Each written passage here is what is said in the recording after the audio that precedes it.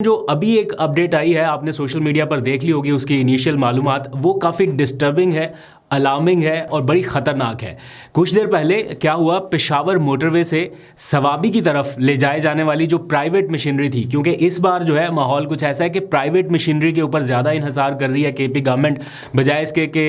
State वसाइल जो हैं वो इस्तेमाल किए जाएँ, क्योंकि ये एक जवाज़ बनता है हुकूमत की तनकीद का भी और फिर काउंटर आगे से प्लान करने का भी। और जिस तरह से इन्होंने मरासले जारी कर रखे चीफ सेक्रेटरी खैबर पख्तूनख्वा को, और ये कहा गया उनको कि जनाब आप मेक श्योर करें कि कोई रियासती वसाइल इस्तेमाल ना हो, कोई पुलिस एहलकार ना जाए, कोई स्टेट मशीनरी ना यूज़ हो, तो काफ़ी प्रेशर है उनके ऊपर। इस वजह से इस बार ये कोशिश की गई कि चले प्राइवेट मशीनरी जो है उसको हायर किया जाए और उनको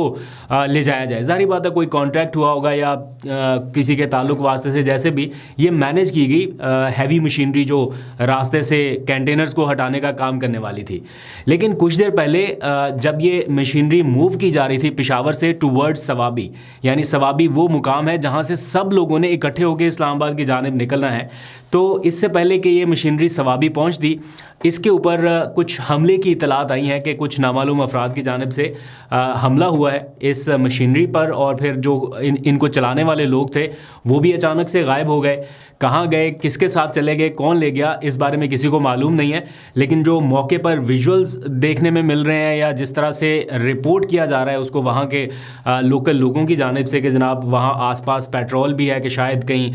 कोई और भी इरादा था, इससे भी आगे जाने का इरादा था। लेकिन चूँकि पीटीआई के लोग बर वक्त पहुँच गए, आसपास जिनकी जिम्मेदारी थी उनसे कोऑर्डिनेट हो गया, तो ये सारे लोग मौके पर पहुँचे, जिसके बाद कोई सिचुएशन थोड़ी सी कंट्रोल में आई है। अभी इस वक्त बहुत ज़्यादा डैमेज नहीं हुआ, कंट्रोल हो गया डैमेज। सिर्फ ये है कि टायर जो हैं वो पंक्चर हो गए, पता नहीं किस चीज़ से हुए, कोई फायर हुआ है या वैसे किसी चीज़ से किया गया है, लेकिन टायर जो है वो ब्रस्ट हो चुके हैं इस टाइम मुतादिद गाड़ियों के, और उनको अब बदलने का काम यकीनी तौर पे किया जाएगा। लेकिन उनको चलाने वाले जो लोग हैं जिन्होंने इतनी हैवी मशीनरी को ऑपरेट करना है, गाड़ी मोटरसाइकिल तो हर कोई चला लेता है, लेकिन हैवी मशीनरी कंट्रोल करना ज़रा मुश्किल काम रहता है, तो उसको अब